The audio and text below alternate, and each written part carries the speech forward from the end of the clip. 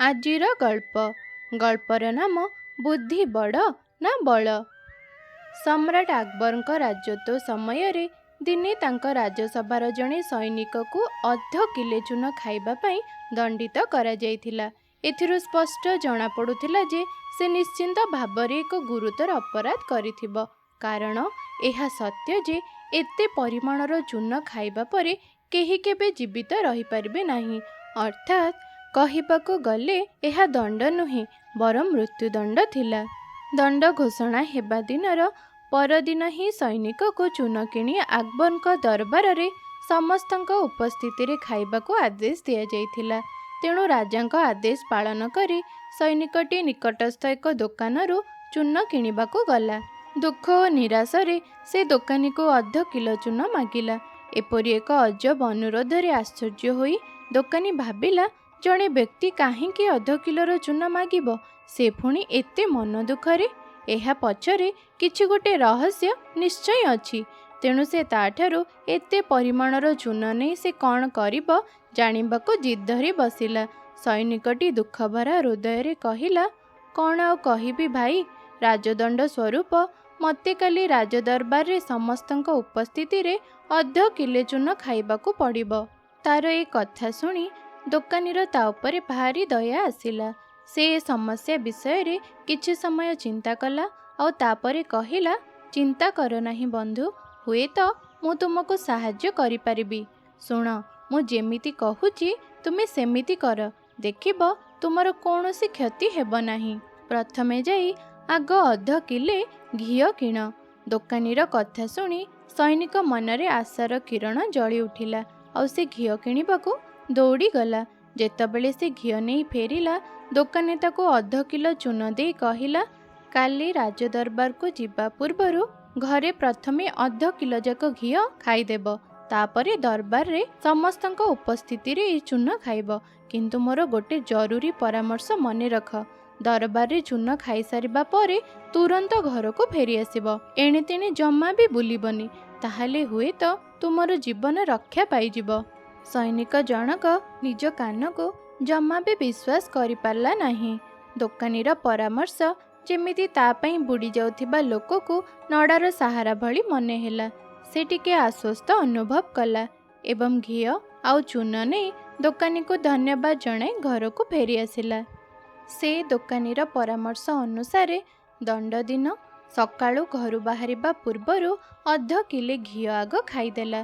ତାପରେ ରାଜଦରବାର ଅଭିମୁଖେ ବାହାରି ପଡ଼ିଲା।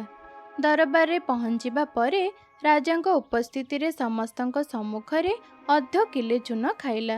ସେ ତାର ଦଣ୍ଡ ସମାପ୍ତ କରିସାରିଥିବାରୁ ରାଜଦରବାରରୁ ତାକୁ ଘରକୁ ଯିବାର ଅନୁମତି ମିଳିଲା, ଯାହାଫଳରେ ସେ ତାର ପରିବାର ବର୍ଗଙ୍କ ସହିତ ତାର ଶେଷ ମୁହୂର୍ତ୍ତ ଟିକକ ବିତାଇ ପାରିବ। ଦୋକାନୀର ନିର୍ଦ୍ଦେଶ ଅନୁସାରେ ସୈନିକଟି ଗୋଟିଏ ମୁହୂର୍ତ୍ତ ମଧ୍ୟ ନଷ୍ଟ ନ କରି ସିଧା ସିଧା ଘରକୁ ଫେରିଆସିଲା ଏବଂ ଆସିବା କ୍ଷଣି ତୁରନ୍ତ ଘିଅ ସହିତ ଚୂନ ବାନ୍ତି କରିବାକୁ ଲାଗିଲା। ଯଦିଓ ତାର ସ୍ୱାସ୍ଥ୍ୟାବସ୍ଥା ଖରାପ ହୋଇଯାଇଥିଲା ଆଉ ସେ ଦୁର୍ବଳ ଅନୁଭବ କରୁଥିଲା, କିନ୍ତୁ ସେ ଜୀବିତ ଥିଲା ଏବଂ ପରଦିନ ସକାଳ ସୁଦ୍ଧା ସେ ସମ୍ପୂର୍ଣ୍ଣ ସୁସ୍ଥ ହୋଇଯାଇଥିବାରୁ ନିଜର କର୍ମକ୍ଷେତ୍ରରେ ଯୋଗ ଦେବାକୁ ନିଷ୍ପତ୍ତି ନେଲା। ଯେଉଁ ବ୍ୟକ୍ତିଟି ପ୍ରଥମେ ସୈନିକକୁ ରାଜପ୍ରସାଦ ଆଡ଼କୁ ଆସୁଥିବାର ଦେଖିଲା, ସେ ତାର ଆଖିକୁ ଜମା ବି ବିଶ୍ୱାସ କରିପାରିଲା ନାହିଁ। ସେ ଆଉ ତାର ଭୂତକୁ ଦେଖୁନି ତ, ଏହା ଭାବି ବଡ଼ ପାଟିରେ ଚିତ୍କାର କରିବାକୁ ଲାଗିଲା ଏବଂ ଭୟରେ ସେଠାରୁ ପଳେଇଗଲା। ଅଳ୍ପ ସମୟ ଭିତରେ ସୈନିକର ଜୀବିତ ଫେରିବା ଖବର ରାଜପ୍ରସାଦର କର୍ମଚାରୀଙ୍କ ମଧ୍ୟରେ ନିଆଁ ପରି ବ୍ୟାପିଗଲା। କେହି ବି ତାର ଜୀବିତ ଥିବା କଥା ଶୁଣି ବିଶ୍ୱାସ କରିପାରିଲେ ନାହିଁ। ତେଣୁ ତାକୁ ଦେଖା କରିବା ପାଇଁ ସମସ୍ତେ ଯାଇ ତା ପାଖେ ଏକାଠି ହେଲେ। ବାସ୍ତବରେ ସୈନିକ ଜଣକ ସମ୍ପୂର୍ଣ୍ଣ ସୁସ୍ଥ ଅବସ୍ଥାରେ ତାର କର୍ମକ୍ଷେତ୍ରରେ ଜୀବିତ ଠିଆ ହୋଇଥିଲା। ଏହା ଦେଖି ସମସ୍ତେ ଆଶ୍ଚର୍ଯ୍ୟ ହୋଇଗଲେ ଯେ ଏହା କିପରି ସମ୍ଭବ, କାରଣ ସବୁ ଜାଣିଥିଲେ ଯେ ସେ ପୂର୍ବଦିନ ଦଣ୍ଡ ସ୍ୱରୂପ ଅଧ କିଲେ ଚୂନ ଖାଇଥିଲା।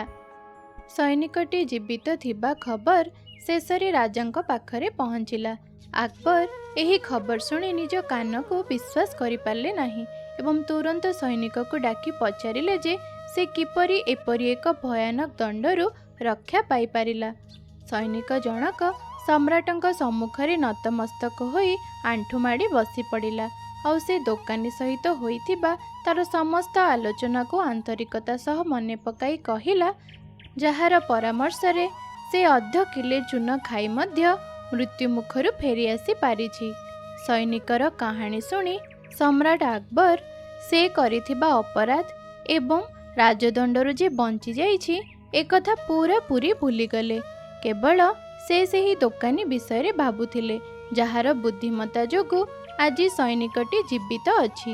ସେ ଆଉ କ୍ଷଣେ ମାତ୍ର ଡେରି ନ କରି ସେହି ବୁଦ୍ଧିମାନ ଏବଂ ଦୂରଦୃଷ୍ଟି ସମ୍ପନ୍ନ ଦୋକାନୀକୁ ତାଙ୍କ ରାଜ ଦରବାରକୁ ଡକାଇ ପଠାଇଲେ ଏବଂ ଶେଷରେ ତାଙ୍କୁ ପ୍ରଧାନମନ୍ତ୍ରୀ ରୂପେ ନିଯୁକ୍ତି ଦେଲେ। ସମୟ ବିତିବା ସହିତ ଦୋକାନୀ ଜଣକ ସମ୍ରାଟ ଆକବରଙ୍କ ଦରବାରରେ 9ଟି ମଣି ମଧ୍ୟରୁ ଗୋଟିଏ ମଣିର ଆଖ୍ୟା ପାଇଥିଲେ। ସେ ଦୋକାନୀ ଜଣକ କିଏ ଥିଲେ ତୁମେ ଜାଣ? ତାଙ୍କର ନାମ ଥିଲା ମହେଶ ଦାସ, ଯିଏକି ପରବର୍ତ୍ତୀ ସମୟରେ ସମ୍ରାଟ ଆକବରଙ୍କ ଶ୍ରେଷ୍ଠ ବୁଦ୍ଧିଆ ମନ୍ତ୍ରୀ ବୀରବଲ ନାମରେ ଖ୍ୟାତି ଅର୍ଜନ କରିଥିଲେ। ଆଚ୍ଛା, ଆମେମାନେ ଏହି ଗଳ୍ପରୁ କ'ଣ ଶିକ୍ଷା ଲାଭ କଲେ? ଆମେମାନେ ଏହା ଶିକ୍ଷା କଲେ ଯେ ସବୁଠାରୁ ଖରାପ ସମୟରେ ମଧ୍ୟ ଏକ ଦୟାଳୁ ହୃଦୟ ଏବଂ ଜ୍ଞାନୀ ମନ ଜଣଙ୍କର ସବୁଠାରୁ ବଡ଼ ଆଶା ହୋଇପାରେ। ଯେତେବେଳେ ସୈନିକ ତାର ଜୀବନ ଉପରେ ଆଶା ଛାଡ଼ି ଦେଇଥିଲା, ଜଣେ ନମ୍ର ଦୋକାନୀ ଉଦାସୀନତା ଅପେକ୍ଷା କରୁଣାକୁ ବାଛିଲା। ତାର ଜ୍ଞାନ ଏକ ରକ୍ଷା କବଚ ହୋଇଗଲା, ଆଉ ତାର ସହାନୁଭୂତି ଏକ ଜୀବନ ରେଖା ପାଲଟିଗଲା। ଏପରି ଦୁନିଆ ଯେଉଁଠି ଦଣ୍ଡ ହିଁ ଜୀବନର ଶେଷ ପରି ମନେ ହେଉଥିଲା, ସେଠାରେ ସେ ପ୍ରମାଣ କରିଦେଲା ଯେ ଦୟା ଏବଂ ବୁଦ୍ଧିମତ୍ତା ଦ୍ୱାରା ଭାଗ୍ୟର ପୁନଃଲିଖନ ମଧ୍ୟ ହୋଇପାରିବ।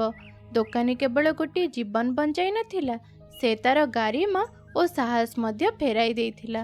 ପ୍ରକୃତ ମହାନତା ସବୁବେଳେ କ୍ଷମତା କିମ୍ବା ପଦବୀରେ ମିଳେ ନାହିଁ, ବରଂ ଆମେ ପ୍ରତି ବଦଳରେ କିଛି ଆଶା ନ କରି ଅନ୍ୟମାନଙ୍କୁ ସାହାଯ୍ୟ କରିବା ପାଇଁ ଯେଉଁ ନୀରବ ନିଷ୍ପତ୍ତି ନେଇଥାଉ ସେଥିରେ ମିଳିଥାଏ।